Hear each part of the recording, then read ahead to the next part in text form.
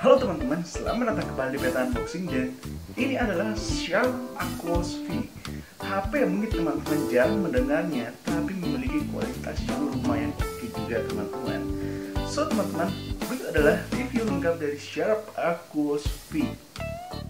Bagian pertama yang harus kita bahas adalah desainnya yang menurut saya sangat jadul sekali, karena ini adalah desain dari HP-HP yang ada pada tahun 2017 dan juga tahun 2018 teman-teman. Serta ini hanya terbuat dari polikarbonat saja. Bagian depan teman-teman akan menemukan layar IPS Full HD Plus yang menurut saya sih tone colornya sudah lumayan bagus teman-teman. Dipakai nonton atau bermain game sudah sangat oke. Berikut adalah contoh suara dan nonton pada HP ini.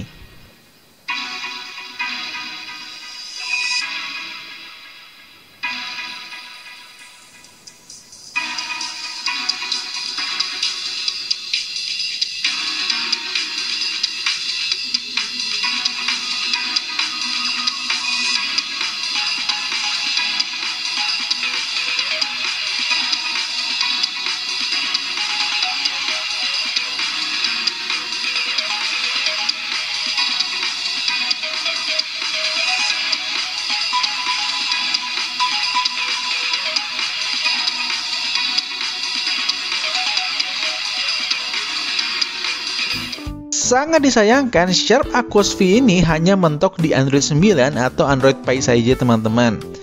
Satu-satunya saya mendapat pembaharuan pada HP ini pada saat dia pertama kali dinyalakan teman-teman, itu lumayan lama. Setelah 1 bulan memakai HP ini, saya selalu mencoba untuk mengecek pembaharuan pada HP ini, tapi kenyataannya hanya mentok di sini saja teman-teman, Android 9. Bahkan untuk keamanannya hanya mentok di tahun 2020 kemarin, dan sampai tahun ini dan tanggal ini belum ada pembaharuan lagi. Untuk multitasking pada Sharp Aquos V ini terasa sangat ringan dan juga smooth sekali teman-teman. Karena perpaduan dari Snapdragon 835, RAM 4GB serta memori internal 64GB yang ditambah dengan operasi sistem Android One membuat HP ini sangat nyaman untuk digunakan multitasking sehari-hari teman-teman. Buka tutup aplikasi sangat cepat dan juga untuk scrolling sudah terasa sangat nyaman teman-teman. Ada beberapa fitur pada HP ini yang menurut saya lumayan menarik teman-teman. Swipe dari kiri bawah ke atas dan dia akan langsung menuju ke mode satu tangan pada HP ini. Dan pada saat kita mengetap 2 kali di tombol on off, dia akan langsung menuju ke kamera di HP ini teman-teman. Dan fitur yang paling saya suka adalah kita dapat membuka notifikasi tanpa menyentuh layar dari HP ini teman-teman, dengan cara tap saja sidik jari yang ada di bagian belakang dari HP ini. Feelsnya juga lumayan menyenangkan pada saat kita melakukan itu. Untuk sistem keamanan pada Sharp Aquos V ini hanya menggunakan sistem sidik jari saja teman-teman. Untuk kecepatan bacanya sendiri sih menurut saya sih sangat standar-standar saja ya teman-teman. Sektor baterai adalah salah satu yang paling lemah dari Sharp Aquos V ini teman-teman, karena hanya sebesar 3160 mAh saja. Jika dalam mode standby, HP ini dapat bertahan 1 hari. Tapi kalau teman-teman menggunakannya untuk bermain game-game yang lumayan berat, HP ini hanya bertahan sekitar 4-5 jam saja. Untuk pengisian dari 0 sampai 100% memakan waktu sekitar 1,5 jam saja teman-teman. Ukuran tutup dari Snapdragon 835 ini sekitar 268 ribuan, lebih tinggi dari beberapa HP-HP middle range yang ada pada tahun ini teman-teman. Dan berikut adalah contoh bermain game di HP ini. Baik teman-teman, di sini langsung saya akan bermain game PUBG Mobile, dan di sini saya akan lihat settingan grafiknya sampai di HDR Ultra tertinggi ya. Tentu saja ini sangat tinggi ya teman-teman, dan bisa di smooth extreme juga. Di HP harga 2 jutaan loh teman-teman, bisa bermain di smooth extreme dan juga HDR Ultra. Emang Snapdragon 835 nggak ada obat sih teman-teman. Dan di sini kalau teman-teman lihat, saya sudah menyalakan gyro-nya juga teman-teman. Baik, kita lihat ya kualitasnya seperti apa. Dan ini dia, langsung saya bermain seperti apa. Ini dia teman-teman, sampai sejauh ini sih nggak ada nge-lag sama sekali sih, nggak ada patah-patah juga. Tapi masalahnya nggak ada musuh sampai sekarang teman-teman. Ini kasihan juga saya ya, dari tadi main cuma keliling-keliling saja. Dan untuk Snapdragon 835 sih sampai sekarang nggak ada sama sekali kendala ya. Nggak ada patah-patahnya sama sekali loh teman-teman. Lancar sekali sampai sejauh ini. Tapi dari tadi saya cuma keliling-keliling sih, nggak ada musuh sama sekali sayangnya. Tapi emang Snapdragon 835 loh teman-teman. HDR Ultranya nggak ada masalah sama sekali dari tadi. Ini juga grafiknya lumayan bagus ya. Ternyata di HP harga 2 jutaan saya bisa bermain seenak ini lah teman-teman PUBG. Dan ini menurut saya nggak kalah sih dengan HP flagship teman-teman. Baik teman-teman, dari tadi saya keliling terus gak ada musuh. Coba saya turunkan saja grafiknya ke smooth extreme. Paling enak biasanya di smooth extreme. Dan ya jelas teman-teman, kalau teman-teman lihat ini gambarnya saja sudah mungkin kelihatan nih, lebih mulus, lebih smooth lagi teman-teman di smooth extreme. Dan dari tadi HDR Ultra aja gak ada patah-patah, apalagi smooth extreme teman-teman. Pasti lebih bisa dimakan lagi sama Snapdragon 835 ini teman-teman. Ini kalau teman-teman lihat sangat mulus sekali, pergerakan juga lebih sangat enak ya. Tapi sayang sekali gak ada musuh dari tadi teman-teman, sayang sekali. Udah berjalan-jalan sekitar 10 menitan lebih, cuma bunuh satu orang aja teman-teman, sayang banget ya. Ini dia teman-teman, Snapdragon 835 beban PUBG. Menurut teman-teman seperti apa? Menurut saya sih sangat oke sekali, lancar sekali, tidak ada masalah teman-teman. Karena sepi musuh, kita langsung saja ke game berikutnya teman-teman. Dan teman-teman, di sini saya akan bermain game yang paling berat juga. Di sini ada game Genshin Impact, dan di sini saya bermain di settingan tertinggi dan juga 60 fps teman-teman. Langsung kita siksa HP ini dengan settingan tertinggi di Genshin Impact ini teman-teman. Seperti apa sih kualitasnya Snapdragon 835 untuk Genshin Impact? Oke teman-teman, di sini kalau teman-teman lihat, oke, saya kira pertama-tama sudah patah, ternyata ini sama sekali gak ada patah di awal-awal. Cuma tadi sedikit saja. Tapi lumayan gila loh teman-teman, 835 bisa bermain game Genshin Impact 60 fps loh. Dan ini termasuk mulus sih, tidak ada masalah sama sekali. Jalan-jalan di sini juga sangat mulus. Wah, 2 jutaan bisa bermain Genshin Impact 60 fps loh teman-teman, gila juga nih HP. Ini saya masih terkagum-kagum ya teman-teman dengan kualitas Snapdragon 835. Dan ini lumayan lancar loh, hampir gak ada masalah sama sekali sih. Tadi patah-patahnya sedikit sekali, ada tapi sangat sedikit teman-teman. Ini masih kelasnya flagship sekali sih teman-teman. Saya bermain di PS4 aja sih, di Impact ini masih ada patah-patahnya banyak tadi ya. Ini tadi ada patah sedikit, tapi itu masih termasuk wajar sih. Dah, akhirnya ada musuh. Coba kita coba lawan musuhnya teman-teman, seperti apa kualitasnya kalau melawan, apakah akan ada patahnya banyak? Ya ternyata enggak sih, ini termasuk sangat lancar, 60 fps teman-teman. Sekali lagi ini settingan tertingginya. Sudah pasti sih kalau kita turunkan settingannya di yang lebih rendah akan lebih gampang ya, maksudnya akan lebih dimakan sama Snapdragon 835 tentu saja. Di settingan tertingginya saja aman sekali teman-teman. Kalau teman-teman lihat tadi ya, ini dia, saya akan turunkan sedikit di settingan rendah saja. Dan ini masih termasuk sangat lancar sih tadi di 60 fps. Apalagi di settingannya rendah seperti ini ya teman-teman, tentu saja pasti akan lebih lancar tentu saja. Dan ini dia Genshin Impact di Snapdragon 835. Menurut teman-teman seperti apa? Saya sudah bermain di HP ini sekitar 30 menit lebih, hampir 40 menit, ya hampir sejam lah. Dan baterainya emang untuk game-game berat seperti ini terkurasnya masih lumayan cepat ya teman-teman, bisa dibilang.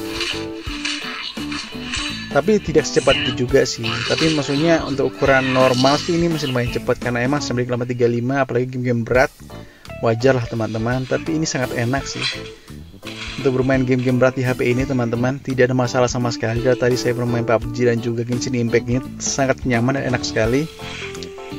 Mungkin kita lanjut saja ke game berikutnya teman-teman, seperti apa. Dan ini teman-teman, untuk game berikutnya saya akan bermain PES Mobile di sini, dan saya akan saya akan memakai grafik yang tinggi dan juga 60 fps tentu saja. Ya ini kalau teman-teman 60 fps.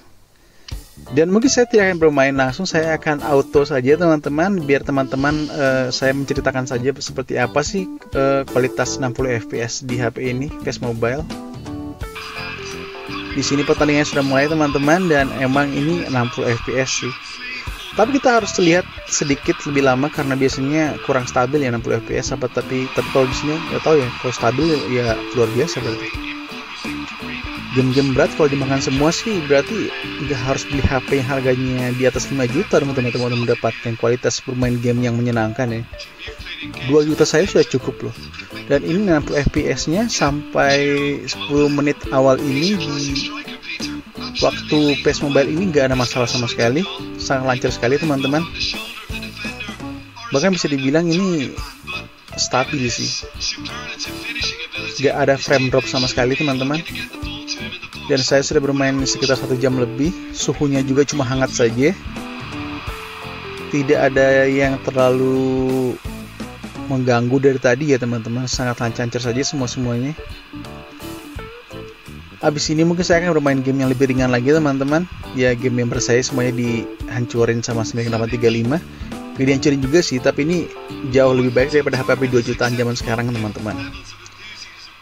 HP 2 jutaan zaman sekarang paling mainnya di setting-setting yang menengah saja, tapi ini 9835 di harga 2 jutaan bisa bermain di grafis tertinggi, itu sangat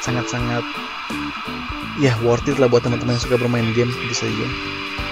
Ya tapi sekali lagi kekurangannya lumayan banyak, layarnya sekali lagi tidak full, dan juga ini memorinya cuma 64 GB teman-teman.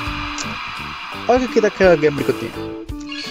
Baik teman-teman, di sini saya akan bermain Kapten Tsubasa. Di sini gamenya lebih ringan, tapi di sini saya akan menunjukkan kepada teman-teman game ini loadingnya lebih cepat daripada di HP-HP yang middle range lain-lainnya teman-teman.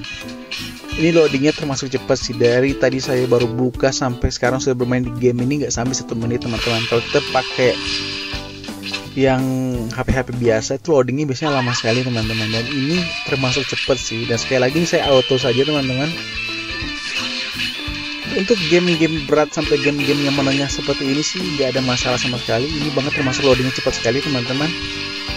Mungkin berikutnya saya akan bermain emulator teman-teman, biar lihat ya grafiknya sampai di mana. Oke. Baik teman-teman, di sini saya akan bermain emulator PSP, dan ini saya bermain Lego Batman di emulator PSP. Saya dibantu dengan controller GameShock 4 ya, dari PSP 4 dari PS4. Seperti ini kurang lebih bermain game PSP di sini teman-teman, dan di sini saya menggunakan settingan grafis 5 kali PSP, artinya dia 5 kali lebih baik dari tampilan PSP normal, di 60 fps juga loh teman-teman. Ini 60 fps ya teman-teman. Nah ini kalau teman-teman seperti apa? Ini untuk bermain sejauh ini sih gak ada masalah sama sekali. 1,5 jam lebih saya bermain, sama sekali gak ada masalah teman-teman. Suhunya juga normal-normal saja, paling masalah baterai sih, tapi baterainya mah wajar 3000 mAh. Sekarang sudah ada power bank. Teman-teman bisa beli power bank untuk tambahan, atau kalau teman-teman di rumah saja, ya main di rumah saja lebih enak sambil ngecas teman-teman. Dan ini suhunya juga normal-normal saja. Kalau teman-teman nggak tahu, ini saya akan tunjukkan kepada teman-teman. Ini 60 fps ya teman-teman. Nih, sebentar, ini belum fokus kameranya. Nah, 60 fps teman-teman, game emulator PSP. Emang sih ini gamenya, maksudnya emulatornya lebih ringan ya, game-gamenya lebih ringan, tapi menurut saya sih bermain 60 fps ini termasuknya sangat lancar sih teman-teman.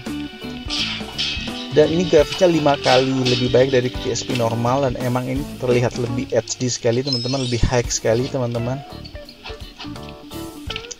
Sangat nyaman sekali untuk bermain game di sini teman-teman. Semua game dari berat sampai ringan sangat enak sekali teman-teman. Tinggal main saja 2 jutaan saya teman-teman. Oke, mungkin saya akan coba game yang lebih rendah lagi kualitasnya teman-teman. Baik teman-teman, di sini saya akan bermain game Citampi Story. Dan ini adalah salah satu game yang berasal dari Indonesia teman-teman, dari suatu perusahaan game yang bernama Ikan Asin. Ya, kalau game-game seperti ini sih kayaknya bisa dimakan dengan mudah sama Assembly 835 ya teman-teman. Kalau teman-teman lihat ini ya, sangat mudah sekali. Bahkan permainan ini kayaknya bisa dimainkan di HP kentang manapun sih teman-teman. Oke, untuk bermain game kayaknya di HP ini sudah sangat lancar dan bagus sekali. Sektor fotografi pada Sharp Aquos V ini menurut saya sih tidak terlalu spesial teman-teman. Biasa-biasa saja. Di bagian depan sini teman-teman bisa menemukan kamera satu buah yang sebesar 8 megapiksel saja teman-teman. Dan di bagian belakang ada 2 buah kamera yang sebesar 13 megapiksel untuk kamera utama, serta 13 megapiksel lagi untuk deep sensornya teman-teman. Berikut adalah hasil foto dan juga video dari Sharp Aquos V ini teman-teman.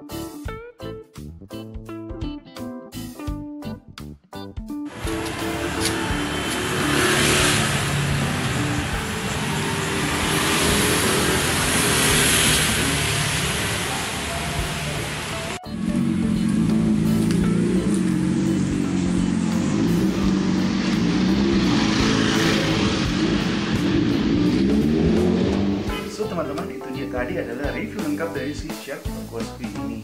Menurut saya bermain game di HP ini sangat nyaman dan enak sekali teman-teman. Meskipun jujur saja desainnya ini tidak terlalu bagus ya, biasa-biasa saja teman-teman, tidak terlalu spesial. Tapi performanya ini sungguh luar biasa. Multitasking juga sangat enak teman-teman. Hasil foto-fotonya juga emang bisa dibilang di bawah performa HP-HP zaman sekarang, tapi masih bisa digunakan sehari-hari teman-teman foto-fotonya. So teman-teman, mungkin itu saja review lengkap dari si Sharp Aquos V ini. HP yang masih sangat oke sekali teman-teman. Nah, harganya cuma 2 jutaan saja. Terima kasih sampai akhir teman-teman, dan sampai ketemu lagi di video-video saya berikutnya. See you friend.